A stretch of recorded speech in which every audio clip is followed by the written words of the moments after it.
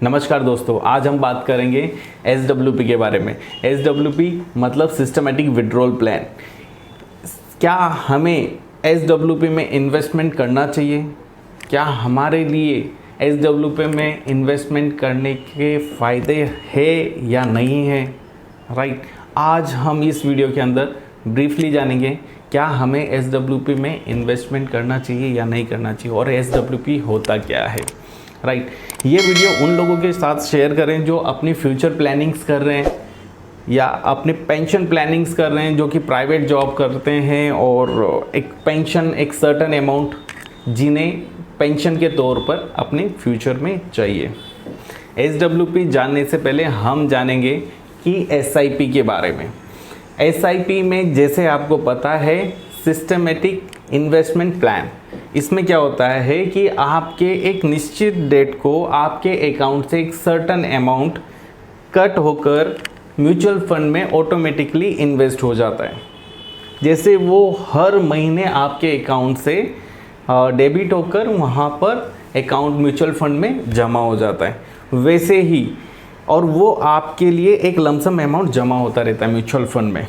Right, वैसे ही SWP में क्या होता है कि आपको मंथली पैसा पेड करना नहीं होता है। यहाँ पर एक लमसम अमाउंट जैसे कि 20 लाख, 15 लाख, 10 लाख, 5 लाख, जो हिसाब से आप सोचते हो, एक लमसम अमाउंट आप इन्वेस्टमेंट करते हो और आप उसमें से हर महीने एक अमाउंट निश्चित करते हो कि भाई ये मुझे अपने लिए हर महीने चाहिए। जो आपने एक लमसम अमाउंट जमा किया है उसमें से एक सर्टन अमाउंट आपको आता रहता है और जो आपका अमाउंट जमा है उस पे आपको जिस हिसाब से म्यूचुअल फंड ग्रो होगा उस हिसाब से आपको सर्टन परसेंट्स मिलते रहते हैं। जैसे 12% का रिटर्न आपको मिल रहा है, 15% या 10% का आपको रिटर्न्स मिल रहे हैं, तो वो आपके वहाँ पर जमा होते हैं, जिसमें से आपको जैसे 20,000 रुपीज़ आपने विड्रॉल किया कि भाई मुझे 20,000 रुपीज़ पर मंथ चाहिए, राइट, मेरे खर्चों के लिए, और मैंने 40 लाख रुपए इन्वेस्टमेंट किया लमसम म्यूचुअल फंड में। राइट, लमसम इट मीन्स कि एक पूरा अमाउंट एक साथ जमा करना। राइट, तो उसमें से हर महीने आपको वो पैसा आपके खर्चे के लिए आता रहेगा। अब जानेंगे ये किन लोगों को लेना चाहिए। ये उन लोगों को लेना चाहिए जिसे हर महीने पैसे की ज़रूरत होती है।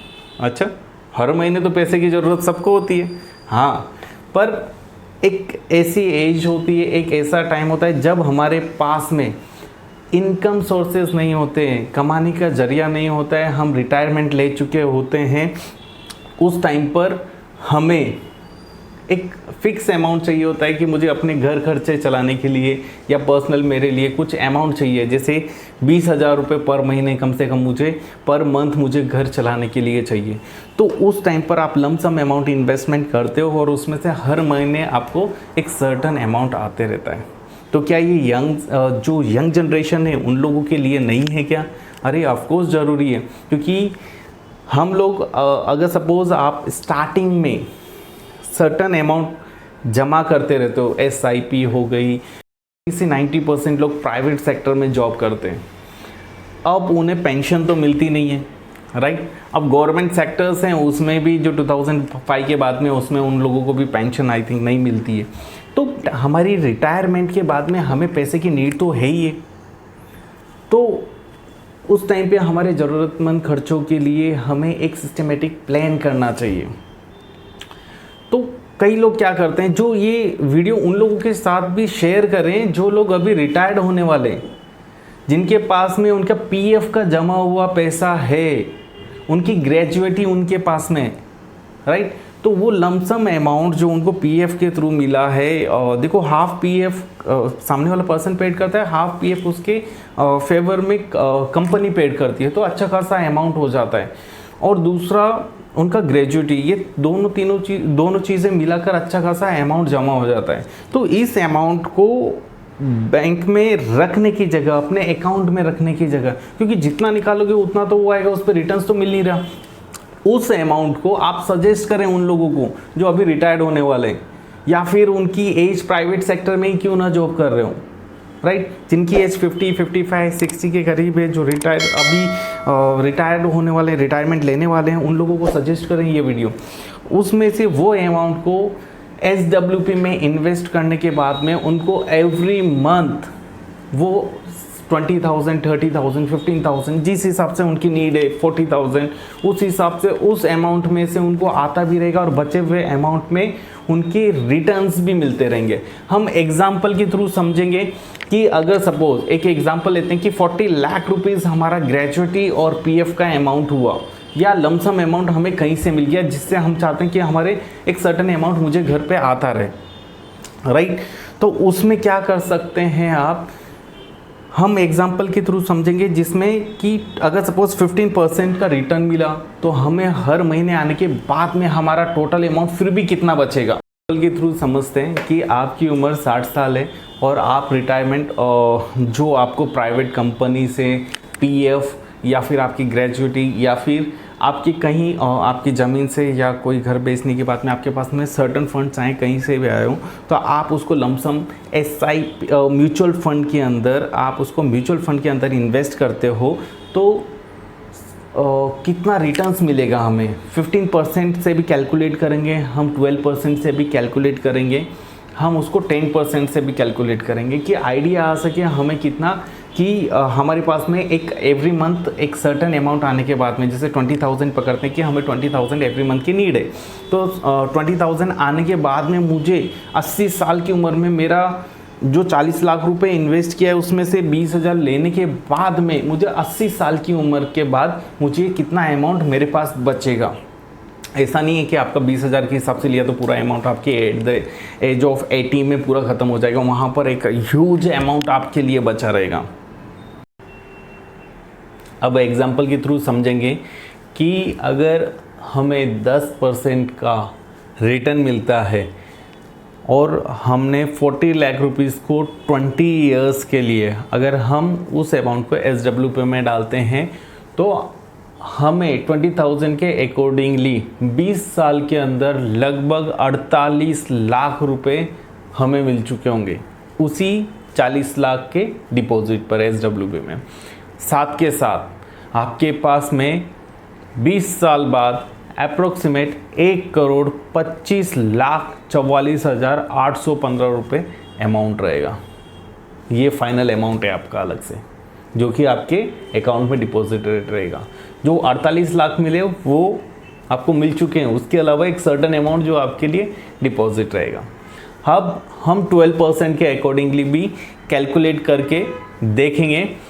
अगर जैसे कि हमने 40 लाख रुपए डिपॉजिट किए SWP में और 20 इयर्स के लिए और उसका एक्सपेक्टेड रिटर्न पकड़ते हैं अपन 12% का, तो वैसे ही 20,000 की मंथली हमें एक अमाउंट चाहिए। वो होने के बाद में हमें लगभग विड्रॉल जो 20,000 के अकॉर्डिंगली विड्रॉल हुआ वो लगभग 20 इयर्स में लगभग 48 लाख रुपीज़ हो गया और हमारा अमाउंट होगा उस टाइम पे 2,03,60,951 रुपये।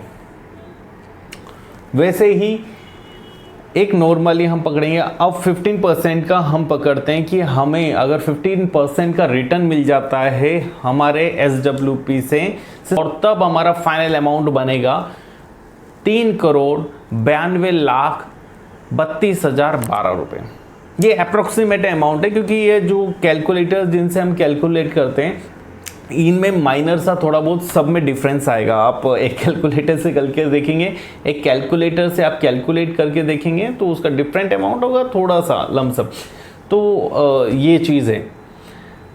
अब देखिए इसी तरीके से मैं नहीं बोलता आपको 10%, 12% या 15% का रिटर्न, आप 8% से भी कैलकुलेट करके देखिए, 9% से भी कैलकुलेट करके देखिए, 8% से भी कैलकुलेट करके देखिए। इससे आपको आइडिया आएगा कि मुझे कितना अमाउंट मिलेगा और अप्रॉक्सीमेट मिनिमम अगर इतना तो मुझे रिटर्न्स मिला ही तो मेरा फाइनल अमाउंट कितना होगा।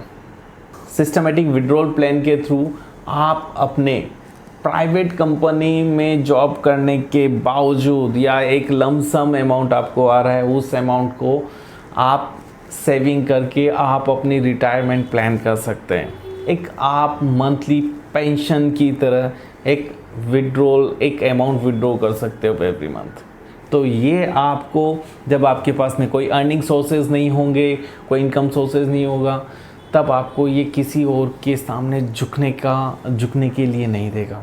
ये आपको एक फाइनेंशियल फ्रीडम प्रोवाइड करेगा। उस टाइम पर एक सर्टन अमाउंट अपने हाथ में होना चाहिए उस टाइम पर जब हम अर्न नहीं कर रहे हो, हमारे खर्चों के लिए, हमारे बच्चों के, वाइफ के खर्चों के लिए।